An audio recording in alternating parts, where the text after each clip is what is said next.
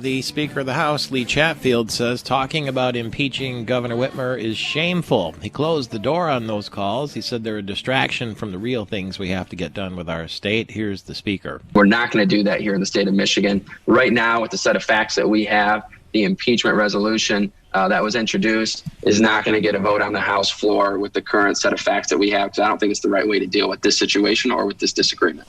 Yeah, at the same time, he says he hasn't had a personal conversation with the governor since October 5th or something, October 2nd, and he's not pleased with the lack of communication.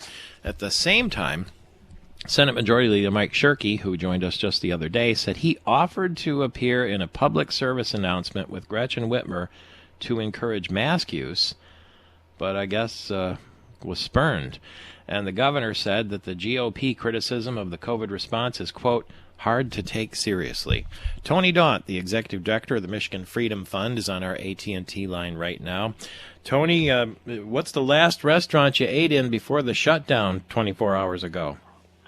Oh, goodness. Where did I go? We went to Kelly's downtown, and made sure to visit them and left a nice tip there for Lynn and the gang. How were their spirits? She was pretty upset, and they're pretty down, and I don't understand this idea of shutting things down like this, and somebody going along with the governor's kind of calling it a pause, but I think it was 4% of the outbreaks are related or traced back to restaurants and bars. And so again, where's the science in shutting these people down? We just had that press conference a week or so ago with the CEOs of the various hospital units, and they were focused on the private gatherings and that those were the kind of the spark of this latest outbreak. And they even said they didn't think it was necessary to shut things down, and yet here we are. And it's just so frustrating because for all the talk of science and data leading the way on this, ask the governor about this, and she refuses, and her team refuses to give any kind of metrics of what they're looking for in order to lift this latest lockdown. And it's really tough for these folks, and you're just going to see so many of them go out of business and never reopen their doors. Florida's Governor DeSantis has vowed to keep things open, and he says that what the president sort of echoed, that the cure is worse than the disease in some cases. Now, he's got open-air dining, and it's a different situation weather-wise, but what are your thoughts overall?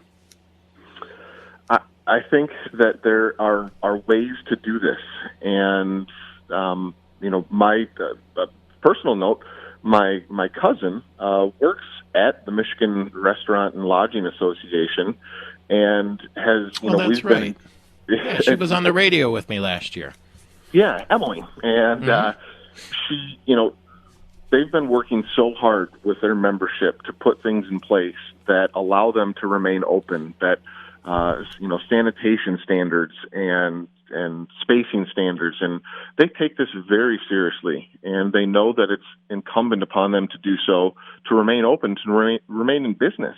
And instead of listening to them and working with them, this governor, her administration, just very heavy-handed. We're right back where we were with this administration, and the refusal to listen to other people, whether it's the legislature and work with them, or other entities like these businesses. And it's just this heavy-handed, shut it down, very blunt instrument that is proven to be far worse.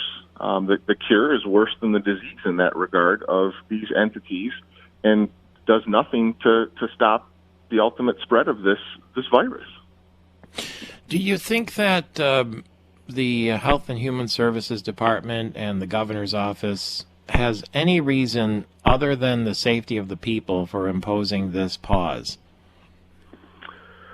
Boy, I hate to get too much into motives, but I think when you look at the fact that the legislature in the form of Senate Majority Leader Shirkey and Speaker Chatfield and the things that they have repeatedly said and their offers to help and to work with this governor.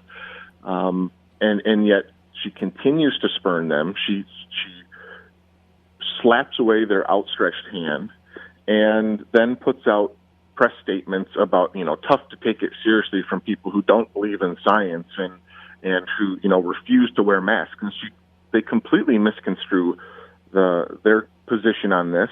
And so I think when you're left with looking at those actions and those words, that there is more to it than just stopping the spread. It's kind of a my way or the highway. And unfortunately, we've seen that with this governor and the entirety of her 2 years in office with this virus, with roads, with the budget, you name it. It's their way or the highway, and they'll make you pay if you don't go along with them.